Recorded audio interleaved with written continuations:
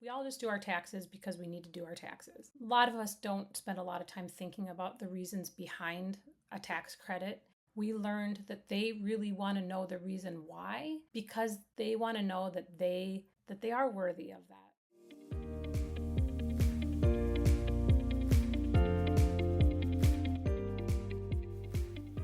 Welcome to In the Know, a podcast by No Research. Hey everyone, I'm Julia. I am a strategist at No Research, and I had the very amazing privilege to lead our recent project with Prepare and Prosper. So today we're going to share a little bit about that research story with the internal team at PNP, as well as with some of their community partners. And I'm Katrina, president of No Research. And today we are chatting with Kate Ersted-Houd, senior strategist at Prepare and Prosper. I know that you spent a lot of time working with our team over the past few months to figure out how to talk about a pretty complicated new state tax credit. So thank you so much, Kate, for coming on the podcast with us to tell us about how you all at Prepare and Prosper leverage the finding from the research, because you've got an exciting new media campaign out for this year's tax season, and this is your opportunity to share information about how the insights informed that campaign for both your internal team members as well as the organizations that you work with.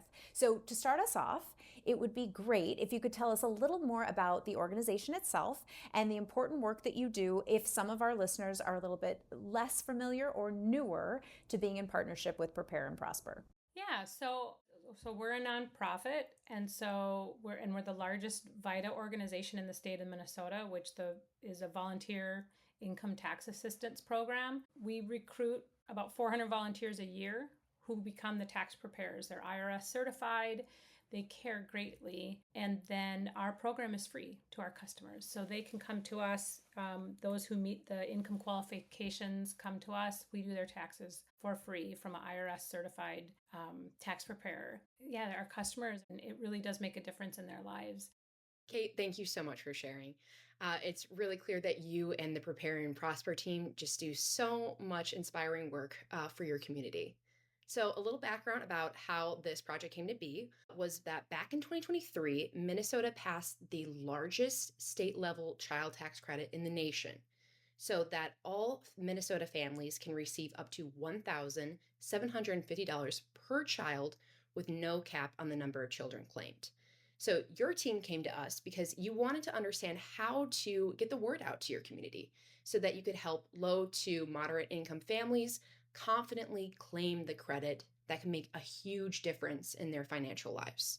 These tax credits are designed for Minnesotans, but they don't always know that they qualify for them because they're new. They're used to the federal tax credits. They're not always used to the state tax credits. Furthermore, there's people who qualify for this that aren't even required to file taxes. So our challenge was we want to reach those Minnesotans who aren't going to find out about it in the natural process of filing their taxes, but we want them to file their taxes so they get the money that they're deserved. So it's a very complicated story to tell, and especially when we don't have the luxury of communicate the entire story. We needed to find a quick way to reach everyone, to communicate why it's important, to feel trustworthy, and that they get all the information that they can so they know to go in and seek someone to help them.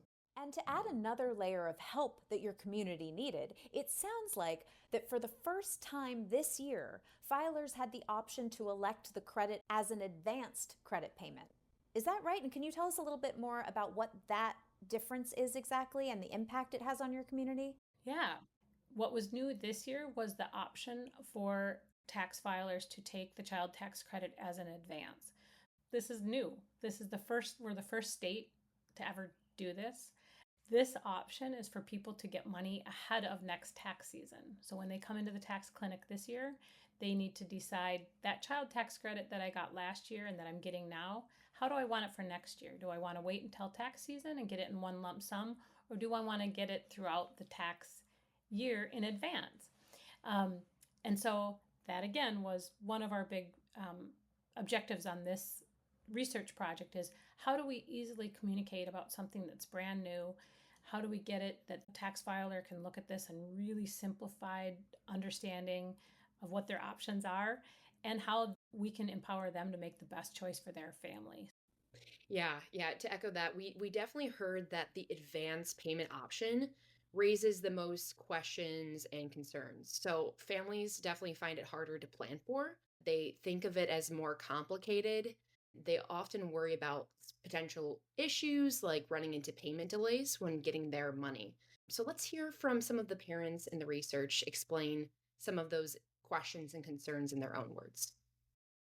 I always worry about any kind of advance payment, and like somehow you advance me a little bit too much, and now I owe Mm. for some odd reason. I just see it a little bit more, a little scarier, a little bit more not concrete, and for me personally, it just feels riskier. I'm on assistance. And for the last 15 months, 13 of those months, I've had to call and figure out why SNAP benefits have not been put onto my card. Like I had to go back to food banks to get food because I don't have any money anymore. I could see like that easily slipping through the cracks if I say, well, I'll do the 3 payments, and they'll say, well, yeah, I got 2 payments, but my records say you got 3 of them. Makes me sit back and think, oh gosh, what if they did overpay me and then, oh, something fell through? By the way, you got to wait a little longer. And I don't want to have money aside for this bill and then it not show up. And then all of a sudden I got collectors come because I'm not dealing with collectors. So Thank you again, Kate, for all of the work that your team did to help us connect our team with these participants to hear those issues in their own words. And another overarching theme that emerged from the research was the need to know why this child tax credit even exists for Minnesota parents in the first place, right? We heard during the project that parents want clear, transparent information to trust that the credit could benefit them rather than leading to more struggles or more difficulties. So let's hear a little bit about why just understanding the reason for the credit is so important to our participants. Like, why? What made you come up with this child tax credit? And I like backstories because that'll sell me faster than you just telling me I qualify. How would it affect my other income? Because I'm on public assistance. if you're going to come take it back from me in another place or you're going to take it from my medical, then no, just leave my money alone. And I don't even want your money because I'm not trying to build another struggle.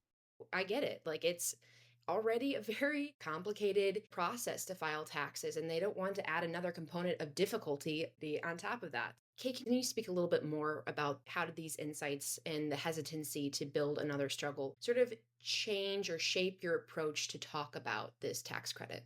It confirmed some of the messaging that we wanted to do, and just some of the language that we use, finding the right terms that get people to really understand this is their money. It's money back to them. So after our 2 phases of field work, our teams met together with Prepare and Prosper and some of their partner organizations in a directions workshop to help all of these teams determine how to best set the direction for the development of their messaging for this tax season, which we're currently in. But even before that workshop, Prepare and Prosper welcomed some of those state agency partners into the research process. So Kate, I'd love to hear more in your own words about why it was so important to bring some of those partners into the research. So I pretty early on wanted our partners to be able to weigh in along the way. The best way for me to do that was to bring them in. And so the whole team was so professional and committed to understanding this in such an in-depth way that it was really important for me to bring in this case, one of our funders and our partners at the state at a level that they could be part of it all along the way. So I included them in different presentations. I invited them in to be part of the focus groups and listen in, and they were really excited to be able to join in and see that firsthand. This was a big project for PMP. We're a small organization. We don't have the opportunity to do something like this. I really wanted people to be able to see and be along for it and be able to weigh in at a time that can make a difference. And I think that does go a long way to speak to everybody at No, because I trusted them having that direct dialogue with a really important partner to us. So by bringing diverse teams together like you did on this particular project, we really increased our chances of developing a clear, cohesive message about the Minnesota Child Tax Credit and how to claim it. So as a result, we're so proud to be a part of the reason that Minnesota families are more likely to explore the details of this new credit and actually claim it and have the potential of improving their financial well-being. We really hope disseminating this podcast will also help your stakeholders continue to engage in the work and frankly, get excited about how listening to your customer base and your community can really help propel your messages forward. Okay, so Kate, last question. I know Prepare and Prosper is in the throes right now of a very busy tax season, but we knew that some of the direct outcomes of the customer insights was input into the very recently launched media campaign. Big congratulations on that, but we'd love to know a little bit more about that media buy and how the research findings shaped your approach. Well, we'll be able to reach them where they're at. We had a media buy that was launching shortly after, and so it just really confirmed some of the approach that we wanted to take with that, some of the messaging that we wanted to do, and just some of the language that we use that we can continue to evolve how we speak to a customer.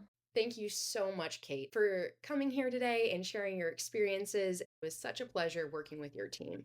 And Prepare and Prosper team and stakeholder partners, thank you as well for collaborating on the project with us and everything that you do. We really hope this podcast helps distill the outcomes of the research and keeps the voice of the customer top of mind as you lean into tax season. Thanks so much.